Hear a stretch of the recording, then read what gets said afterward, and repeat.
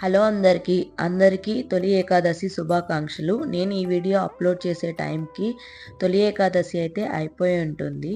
So ఇక్కడైతే తొలి ఏకాదశి అంటే గుర్తొచ్చేది నాకైతే ఫేవరెట్ పాలపిండి అండి. నా స్కూల్ డేస్లో తొలి ఏకాదశికి పాలపిండి చేస్తే నా వీక్ అంతా స్నాక్స్ వచ్చేసరికి పాలపిండే ఉంటుంది. నేను చాలా ఇష్టంగా తింటానండి దాన్నైతే. కానీ ఇయర్ అయితే మేము అది చేసుకోవట్లేదు. ఇక్కడైతే దేవుడికి నైవేద్యంగా పాయసం అయితే చేస్తున్నాను.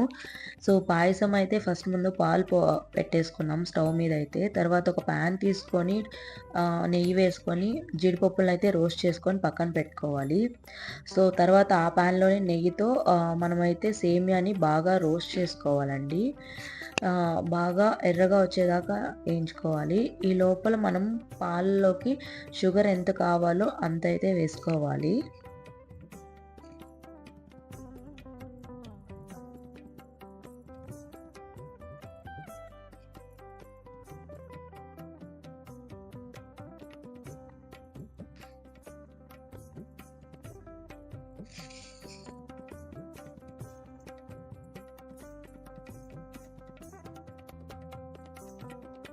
ఇక్కడ ఇలాచీని అయితే క్రష్ చేసుకొని వేసుకోవాలి. ఎందుకంటే మంచి ఫ్లేవర్ అయితే వస్తుందండి పాయసంలోకి. పాలు కూడా బాగా కాగిపోయాయండి. ఇప్పుడైతే మనం రోస్ట్ చేసుకున్న సేమియాని అయితే దీంట్లోకి వేసుకోవాలి. సిమ్లో పెట్టుకొని ఉడికించుకోవాలి సేమియా మెత్తగా వచ్చే వరకు.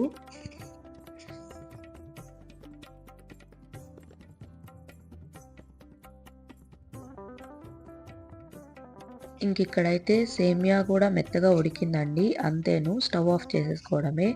ఇంకా మేము సేమియా పాయసంతో పాటు చలివిడి కూడా చేసుకున్నాం. 2 అయితే నైవేద్యంగా పెట్టేసుకున్నాము. ఇంకా పూజకు కావాల్సిన పూలు అన్నీ అయితే ఇక్కడైతే రెడీ చేసేసుకున్నాము. సో ఇంకా దీపం వెలిగించేసుకొని టెంకాయ కొట్టేసాం. ఎప్పుడైనా కానీ మనం దీపం వెలిగిస్తే మనకు మనసు ప్రశాంతంగా ఉంటుంది. ఆ రోజంతా కూడా మనకి కొంచెం పాజిటివ్గా అనిపిస్తుంది. సో ఇంతేనండి మా తొలి ఏకాదశి ఇలా జరిగింది.